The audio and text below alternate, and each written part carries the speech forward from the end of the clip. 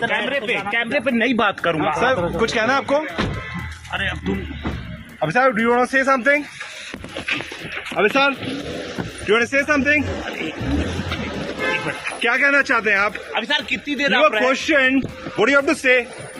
अभी सर, उर्मिला जी क्या पूछताछ कर रहे थे आपसे? अभी कुछ नहीं बोलूंगा। लाइन ऑफ क्वेश्चनिंग क्या थी? अभी कुछ नहीं बोलूंगा।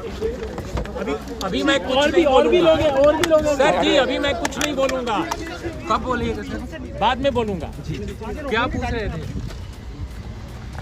नमस्कार दोस्तों, आज सुबह की शुरुआत एक चौंकाने वाली खबर से हुई थी। खबर यह थी कि न्यूज़ क्लिक के लिए काम करने वाले, न्यूज़ क्लिक के लिए वीडियो शोज बनाने वाले, न्यूज़ क्लिक के लिए कॉलम लिखने वाले कई पत्रकारों के घरों पर दिल्ली पुलिस के स्पेशल सेल की टीम पहुंची थी। उनके मोबाइल फोन और लैपटॉप जब्त किए गए थे। उनसे काफ़ी देर पूछताछ हुई थी और उसके बाद कुछ देर बाद खबर आई कि उन तमाम पत्रकारों को, 8 या 9 पत्रकार, उन्हें दिल्ली पुलिस स्पेशल सेल के दफ्तर में ले गई है। लेकिन शाम होते होते खबर यह आई कि उन सबों को छोड़ दिया गया है। अभिसार शर्मा करीब करीब 10 घंटे बाद स्पेशल सेल के दफ्तर से बाहर निकले। उनकी तस्वीर स्क्रीन पर आप देख रहे हैं।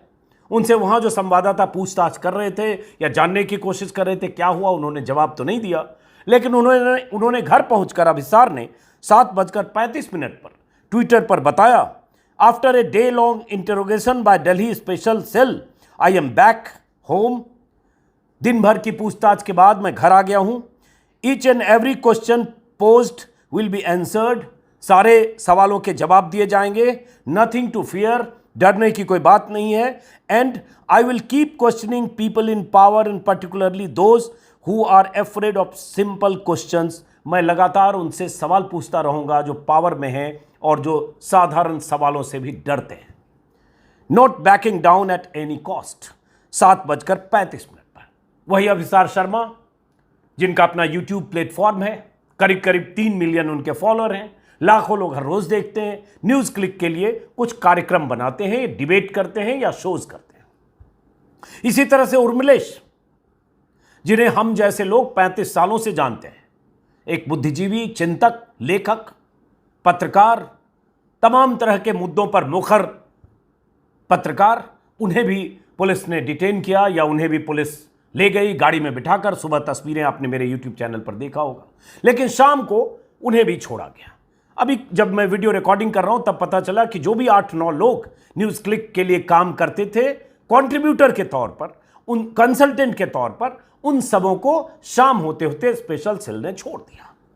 दिन भर ये कयास लगाए जाते रहे कि यूएपीए की धाराओं के तहत 17 अगस्त को दिल्ली पुलिस ने न्यूज़ क्लिक के खिलाफ मामला दर्ज अगर किया और यूएपीए की धाराओं के तहत अगर दिल्ली पुलिस ने इन पत्रकारों के घरों पर दबिश दी अचानक सुबह 6 से 7 के बीच नोएडा, गुरुग्राम, दिल्ली और गाजियाबाद में, तो पुलिस की मंशा क्या है, मकसद क्या है, किसके इशारे पर हो रहा है? क्योंकि ये वो पत्रकार हैं जो लगातार मोदी की सत्ता से सवाल पूछने के लिए, लिखने के लिए, बोलने के लिए, आलोचना के लिए बहुत मुखर चेहरों के तौर पर जाने जाते हैं। कई पत्रकार और जिनका जिक्र बहुत जरूरी है, जो पुलिस जिनसे पूछताछ करती रही, भाषा सिंह जो एक्टिविस्ट भी हैं, लेखक भी हैं, अनिंदोय चक्रवर्ती एनडीटीवी के मैनेजिंग एडिटर रहे हैं, परंजॉय गुहा ठकुराता, सुहेल हाशमी और एक stand up comedian Sanjay Rajoura, पता नहीं न्यूज़ क्लिक के लिए हो सकता है कुछ काम करते हो, उन्हें भी पुलिस ने पूछताछ के लिए कहें या जैसे भी पुलिस ने उन्हें भी बुलाया और ले गई। उनके घर पर भी पुलिस पहुंची थी। अब सवाल उठता है पुलिस का मकसद क्या है? दिन भर यह लगा कि कहीं यूएपीए की धाराओं के तहत इनकी गिरफ्तारी तो नहीं हो रही है। शुरुआत यह हुई, एनडीटीवी के हवाले से खबर देख रहा हूं कि कैसे आधी रात को कल दिल्ली पुलिस के स्पेशल सेल के लोधी कॉलोनी स्थित मुख्यालय में मंगलवार को देर रात 2 बजे से बैठक हुई। देर रात 2 बजे से मतलब आधी रात को। इसमें करीब 200 पुलिसकर्मी मौजूद थे। गोपनीयता सुनिश्चित करने के लिए कनिष्ठ अधिकारियों के मोबाइल फोन अस्थायी रूप से जब्त किए गए और उसके बाद ये छापेमारी की गई और उसके बाद दर्जनों पुलिस वाले और दर्जनों ठिकानों पर 35, 40, 30 जिसको जो मन आ रहा है ट्विटर पर, सोशल मीडिया पर लिख रहे हैं, मैं जानता नहीं कितनी जगह छापेमारी हुई, लेकिन 25-30 जगह। अब उस छापेमारी का मकसद और इन पत्रकारों का कसूर क्या था, इसको समझते हैं आगे। दिन भर मैंने अपने वीडियो पर एक चैनल पर लाइव किया था, करीब 2.5 घंटे का, उसमें बहुत कुछ आप समझ सकते हैं। लेकिन जब वहां से बाहर निकलते वक्त पुरंजय गुहा ठकुराता, जो बिजनेस जर्नलिस्ट के तौर पर करीब 4 दशकों से काम करते रहे, business India, business world, telegraph, India today, the Pioneer, सब जगह काम करते रहे, और वो लगभग 5 साल से कंसल्टेंट है न्यूज़ क्लिक के। न्यूज़ क्लिक पर आरोप है कि कोई अमेरिकी बिलियनर जिसका रिश्ता चाइना से कनेक्शन है उसका, और उसने 33 करोड़ रुपये न्यूज़ क्लिक को दिए, और उसके बाद उसी पैसे से इन सबको सैलरी दी जा रही थी, या जो कंट्रीब्यूटर थे उनको पैसे दिए जा रहे थे, और चाइनीज प्रोपेगेंडा के तहत ये सब काम कर रहे थे। ये आरोप है। उन आरोपों पर आगे आते हैं। पहले जब वहां से निकले पुरंजय गुहा ठकुराता, उनका एक बयान में देख रहा था पीटीआई के हवाले से। उस बयान में पुरंजय ने बताया, इसी से पता चला कि हुआ क्या। उन्होंने बताया, शब्द सा उनके कहे का अनुवाद बता रहा हूं, अंग्रेजी में उनका बयान था कि सुबह 6 बजे के करीब 9 पुलिस वाले गुरुग्राम में उनके घर पर पहुंचे। उन्होंने बहुत सारे सवाल पूछे। उनके साथ दिल्ली पुलिस के स्पेशल सेल के दफ्तर तक मैं खुद आया। उन्होंने कहा मैं खुद आया। हालांकि उर्मिलेश को पुलिस की गाड़ी में बैठकर जाते देखा, वीडियो में देखा गया। दिल्ली पुलिस उन्हें साथ ले गई। अभिसार ने सुबह ट्वीट किया था कि उनका फ़ोन जब्त किया गया। भाषा सिंह ने सुबह ट्वीट किया था, उनका फ़ोन जब्त किया गया। पुरंजय ने आगे कहा कि करीब 8:30 बजे वो स्पेशल सेल के दफ्तर पहुंचे। शाम को करीब 6 बजे तक उनसे पूछताछ होती रही, यानी 11 घंटे, लगभग 10 घंटे उनसे पूछताछ होती रही, और एक ही तरह के सवाल बार बार पूछे जाते रहे, जिसमें सवाल क्या थे, बकौल पुरंजय गुहा ठकुराता, और इसी तरह के सवाल अभिसार और बाकी लोगों से पूछे गए होंगे। क्या आप न्यूज़ क्लिक के स्टाफ हैं? उन्होंने कहा नहीं, मैं कंसल्टेंट हूं। आपको कितने पैसे मिलते हैं? उन्होंने कहा, बता दिया जो भी उनको मिलते होंगे। उन्होंने पूछा कि आपने क्या दिल्ली दंगे को कवर किया? पुरंजय से दिल्ली पुलिस की तरफ से पूछा गया। पुरंजय का जवाब है कि मैंने नहीं किया। फिर उनसे पूछा गया, क्या आपने किसान आंदोलन कवर किया? जवाब दिया कि हां, उन्होंने किया था। क्या आप कंसल्टेंट हैं? तो उन्होंने कहा हां। क्यों? तो उन्होंने कहा मैं जर्नलिस्ट हूं। कब से है? तो उन्होंने बताया 2018। उसके बाद उन्होंने कहा कि मैं यहां जब आया हूं दिल्ली पुलिस की स्पेशल सेल के दफ्तर, तब मुझे पता चला कि यूएपीए की तहत एफआईआर की गई है, और बहुत सारे सवाल पूछे। ये भी पूछा कि यूएस के किसी भटनागर को आपने क्यों फ़ोन किया? पुरंजय ने कहा कि वो मेरे बहनोई हैं या रिश्तेदार हैं, ऐसा उन्होंने बताया, इसलिए फ़ोन किया। और कुछ लोगों के बारे में पूछा कि उन्हें आपने क्यों फ़ोन किया, उसके बारे में पुरंजय गुहा ने पुलिस को बताया। उनसे यह भी पूछा गया कि क्या आप सिग्नल यूज़ करते हैं? तो उन्होंने कहा हाँ। अब देखिए 3-4 चीज़ें। अभिसार का ये कहना, पहले तो अच्छी बात है कि अभिसार डरे नहीं, बेचैन, परेशान और क्या कहें, बहुत अवसाद में नहीं है। अभिसार ने कहा कि जो मैं सवाल जिस तरह से पूछता हूं, पूछता रहूंगा, और यही हम उम्मीद करेंगे इन तमाम पत्रकारों से। लेकिन जो पूछताछ हुई है, उस पूछताछ में यह कहना, मैं देख रहा हूं द वायर पे एक रिपोर्ट है कि जब न्यूज़ क्लिक के किसी और स्टाफ से भी पूछताछ हुई है, उनसे भी कहा गया कि आपने किसान आंदोलन कवर किया, क्या आपने दिल्ली दंगे कवर किया, इस तरह के पूछताछ जिन सबसे पुलिस ने पूछी है उसमें पूछा। अब ये सवाल है कि किसान आंदोलन के कवर करने से क्या रिश्ता? क्या किसान आंदोलन जिन्होंने कवर किया, क्या उनकी तरफ दिल्ली पुलिस कुछ जांच करना चाहती है, या सरकार की चिंता या सरकार की परेशानी उससे है? दिल्ली दंगों को कवर किया, क्या उससे है? क्या मकसद है दिल्ली पुलिस का, ये अभी समझना पड़ेगा। जैसे अभिसार और बाकी लोग वीडियो में अगर अपनी बात कहेंगे तो पता चलेगा। किसान आंदोलन मैंने भी कवर किया था, और मेरे ख्याल से 10-12 महीने कवर किया था, और मेरे जैसे 50 लोगों ने कवर किया था। और ये पता है कि किसान आंदोलन कवर करने वाले लोग सरकार की आंखों की किरकिरी थे, और कैसे सरकार की परेशानी थी उस आंदोलन को, जिसे कुचलने, दबाने की तमाम साजिशें और कोशिशें हुई, जिसमें पूरा मुख्यधारा का मीडिया शामिल था। और किसान आंदोलन को, आंदोलनकारियों को मवाली, गुंडा, देशद्रोही और चीनी, पाकिस्तानी सब कुछ कहा गया, लेकिन वो किसान डटे रहे, खूंटा गाड़ कर तब तक डटे जब तक कृषि कानून वापस नहीं हुआ। तो इसके बारे में पूछा गया। क्या ये दिल्ली पुलिस का मकसद है जानना कि जिन लोगों ने किसान आंदोलन कवर किया वो किसी चाइना के इशारे पर किया? क्या इसका मकसद है ये जानना कि आपने किसी दूसरे के कहने पर असाइनमेंट पे किया, पता नहीं। अब बात आती है इन पत्रकारों की, ये जो, और ये भी हुआ कि डीजी पब से लेकर प्रेस क्लब और एडिटर्स गिल्ड ऑफ इंडिया ने इसकी निंदा की हो। आगे आता हूं, न्यूज क्लिक पर आरोप है कि एक चाइना से रिश्ते वाले एक नोवेल राय सिंघम, जिनका अमेरिका में काफी कारोबार है,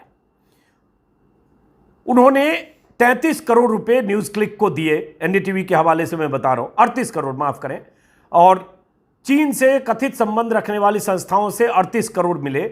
इस पैसे का इस्तेमाल कथित तौर पर 8 पत्रकारों के लिए वेतन के लिए किया गया। इन पत्रकारों को आज एजेंसी के दायरे में लाया गया, एनडीटीवी ने छापा है। दो बातें हैं, न्यूज क्लिक पर अगर आरोप है कि उसे 38 करोड़ मिले, वो 38 करोड़ चाइना के थ्रू मिले, चाइना से कनेक्शन रखने वाले किसी उद्योगपति के थ्रू मिले, किसी कारोबारी के थ्रू मिले, किसी एजेंट के थ्रू मिले, किसी ऐसे शख्स के, नोवेल राय सिंघम जो नाम आ रहा है, ऐसे शख्स के थ्रू मिले जो जिनका चाइना के पॉलिटिकल या आर्मी एस्टेब्लिशमेंट से जिनका रिश्ता है, इसकी जांच सरकार करे, इसकी जांच एजेंसियां करे। 2021 से मामला है, अब तक 2 साल में सब कुछ हो जाना चाहिए था, लेकिन उस संस्थान में काम करने वाले, काम वो भी कंसल्टेंट के तौर पर, या शोज करने वाले, या वीडियो बनाने वाले, या लिखने वाले, उन पत्रकारों को निशाना क्यों बनाया गया, यह समझने की जरूरत है। और यही सवाल है कि उन पत्रकारों का कसूर क्या था। अब बहुत सारे लोग, आज दिन भर हम लोग बात करते रहे, और अभिसार शर्मा को हम सब लोग कई सालों से जानते देखते हैं, आप भी जानते होंगे दर्शक के तौर पर। आज तक में रहे, एबीपी न्यूज़ में रहे, जी न्यूज़ में रहे, कई चैनलों में रहते हुए, और अब मेरे ख्याल से 3-4 साल से, जब एबीपी न्यूज़ आखिरी नौकरी थी, उसके बाद न्यूज़ क्लिक के लिए कुछ दिनों से काम पहले शुरू किया, और अब उनका अपना यूट्यूब प्लेटफॉर्म है। अगर अभिसार शर्मा न्यूज़ क्लिक के लिए वीडियो या शोज करते हैं, उसके बदले उनको एक्स अमाउंट मिलता है, मुझे नहीं पता कितना मिलता है, बट कोई अमाउंट मिलता है, तो क्या ये कसूर है?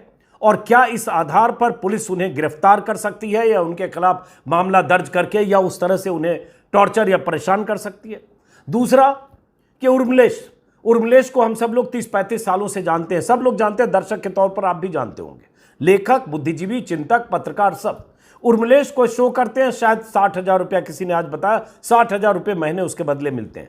अब 60,000 रुपये मिलते हैं किसी संस्थान में, और उसके बदले शोज करते हैं, और उर्मिलेश को उठा लिया जाए, या कल को उर्मिलेश को यूएपीए में बुक कर दिया जाए कि न्यूज क्लिक में पैसा कहीं से आया और वो पैसा आपको दिया गया, तो इसको समझने की जरूरत है। पहली बात कि न्यूज क्लिक पर अगर मामला सितंबर 2021 से है, तो अब तक 2 साल में ये मामला वहां तक क्यों नहीं गया कि न्यूज क्लिक के खिलाफ कार्रवाई होती? आप सारी कार्रवाई पब्लिक डोमेन में आप सब लाइए, और उसके बाद जांच से दूध का दूध, पानी का पानी हो। लेकिन अभी टाइमिंग, जब अभी 2 महीने बाद चुनाव है, अभी टाइमिंग जब 6 महीने बाद चुनाव है, अभी टाइमिंग जब ये सब लोग मुखर होकर सरकार और मोदी सरकार की नीतियों पर सवाल उठाते हुए वीडियो या वेबसाइट पर लिखते हैं, तब अचानक पुलिस की सक्रियता ये होती है कि यूएपीए में अगस्त में मामला दर्ज किया जाता है, न्यूयॉर्क टाइम्स में खबर छपी उसके बाद, और उसके बाद सक्रियता ये कि उन पत्रकारों तक पुलिस पहुंच जाती है। इस पर बहुत सारे लोग लगातार ये कह रहे हैं कि इसके पीछे मंशा और मकसद इन पत्रकारों को डराना, दबाव में लाना,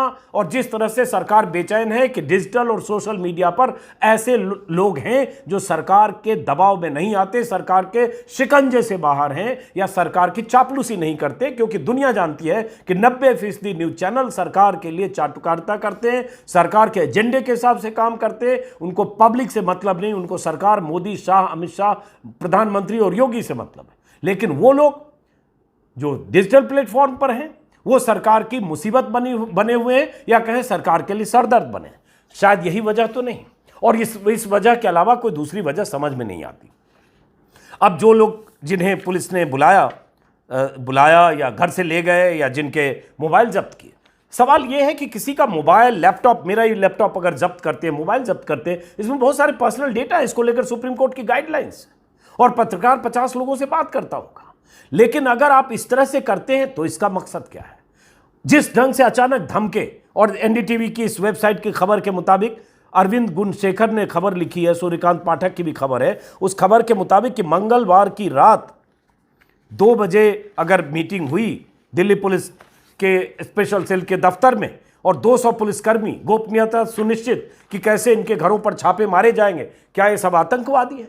क्या ये चाइनीज एजेंट हो सकते हैं? क्या ये देशद्रोही काम करेंगे? ये सोचने समझने की बात है। दर्शक के तौर पर आप भी समझेंगे, आपको बात समझ में आ जाएगी। लेकिन मैं अगर किसान आंदोलन की स्टोरी मैंने की, अगर किसी ढंग से फंसाया जाए कि ये किसान आंदोलन इसलिए कवर कर रहे थे क्योंकि इन्हें कहीं से पैसा आ रहा था, तो इसका कोई इलाज नहीं है। अगर शाहीन बाग में जो धरना प्रदर्शन हुआ या दिल्ली दंगों में जो नाइंसाफियां हुई या दंगे में पुलिस की भूमिका को लेकर कोई सवाल उठे, अगर वो स्टोरी की रिपोर्ट किया, तो आप क्या इस तरह से फंसाने की कोशिश करेंगे कि आप विदेशी प्रोपेगेंडा के तहत कर रहे थे? तो ये आने वाले समय में अभी देखना होगा कि इसके पीछे मकसद क्या है। अब मैं देख रहा हूं बहुत सारे एजेंसियों ने माफ करें, बहुत सारे संगठन ने, पत्रकार संगठनों ने इस पर एतराज जताया है। जैसे डीजी पब जो डिजिटल जितने प्लेटफॉर्म है उनका एक संगठन है, उसकी तरफ से कहा गया है कि डीजी पब ऐसे मामलों में जिस ढंग से पत्रकारों के डिवाइस और ये सब जब्त किए गए, पुलिस स्टेशन ले जाया गया क्वेश्चनिंग के लिए without prior notice and in violation of their right to life and liberty, ये गलत है, इसकी निंदा की है डीजी पब की तरफ से। वैसे ही जो एडिटर्स गिल्ड की तरफ से कहा गया है कि हम सरकार को याद दिलाना चाहते हैं कि लोकतंत्र में स्वतंत्र मीडिया का अपना महत्व है, चौथे स्तंभ का सम्मान और रक्षा की जाए, एडिटर्स गिल्ड की तरफ से बयान दिया गया। हालांकि आपको पता होगा कि एडिटर्स गिल्ड के 4 एडिटर मणिपुर गए थे, मणिपुर की ज़मीनी हकीकत को बताने के लिए, देखने के लिए, ग्राउंड रिपोर्ट करने के लिए, और उन्होंने 20-22 पन्ने की रिपोर्ट तैयार की। उनकी रिपोर्ट जारी होते ही एडिटर्स गिल्ड के 4 संपादकों के खिलाफ मणिपुर में एफआईआर दर्ज हुई, और एफआईआर दर्ज ऐसी धाराओं में हुई कि उनकी गिरफ्तारी हो सकती थी। उन्हें सुप्रीम कोर्ट की शरण लेनी पड़ी और सुप्रीम कोर्ट ने उनकी गिरफ्तारी पर रोक लगाई, क्योंकि उन्होंने मणिपुर में जो छिपाया जा रहा था, सरकार की नाकामी, वो एक्सपोज किया उन्होंने अपनी रिपोर्ट में। तो ये तो इस दौर की बात है। अब बात बहुत सारे लोग, जिन लोगों से हमारी बात हो रही है सुबह से, मैंने सुबह के वीडियो में भी कहा था कि जैसे यह खबर आई कि ट्विटर पर, सोशल मीडिया के जरिए कि कुछ पत्रकारों के घरों पर छापे मारे जा रहे हैं, मेरे जैसे लोगों के पास भी बहुत फ़ोन आने लगे लगातार कि आप ठीक तो हैं, आप सुरक्षित तो हैं, आपके घर तो पुलिस नहीं पहुंची। तो ये डर का ऐसा माहौल है, ये क्यों है? लोगों को लगता है कि ये सरकार एकदम असहिष्णु सरकार है, किसी ढंग से ये सरकार आलोचना सहन नहीं करना चाहती है, आलोचना करने वाले उनके लिए टारगेट हैं। और बीते कुछ सालों में ऐसी बहुत सारी चीज़ें हुई है जिससे ये बात साबित होता है कि चाहे मिड डे मील की रिपोर्टिंग करने वाले पत्रकार हों, चाहे बलिया के वो पत्रकार जिन्होंने पर्चा लीक कांड किया, चाहे द वायर के पत्रकार हों, चाहे स्क्रोल के पत्रकार हों, कई बार पत्रकारों के खिलाफ मामले दर्ज हुए हैं। और इंटेंशन ये कि जो भी इस दौर में पत्रकार मोदी, योगी, शाह की सत्ता की आलोचना करता है, वो इस सरकार की आंखों में खटकता है, क्योंकि फितरत हो गई है सरकार की और उन पत्रकारों की जो सरकार के साथ कदम ताल करते हैं, क्योंकि मोदी की आलोचना करना देश विरोधी गतिविधि में हिस्सा लेना है, ऐसा नैरेटिव बनाया जा रहा है। और बहुत सारे लोग आज खुश थे, चैनलों के एंकर्स लगातार ट्वीट कर रहे थे कि सही हुआ अभिसार शर्मा के साथ। अभिसार शर्मा को घोषित कर दिया गया कि देशद्रोही है, चीनी एजेंट है। अरे भाई, जिसको आप 20 साल से जानते हो, 25 साल से आपके न्यूज रूम का हिस्सा है, सिर्फ इसलिए कि वो आपके साथ आपकी तरह नहीं है इसलिए आप ऐसी बात कह सकते हो किसी के लिए, क्योंकि आपको ये मुफीद लगता है। सरकार के साथ आपको खड़े होना है, पत्रकार के साथ नहीं खड़े होना है।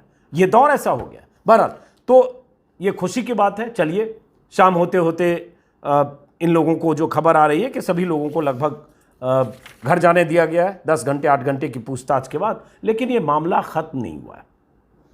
अगर धाराएं लगाई गई हैं, दर्ज की गई हैं, क्या किया गया है, ये अभी आगे पता चलेगा। तो ये साफ है कि आने वाला वक्त हम जैसे तमाम पत्रकारों के लिए बहुत ही खतरनाक संकेत दे रहा है।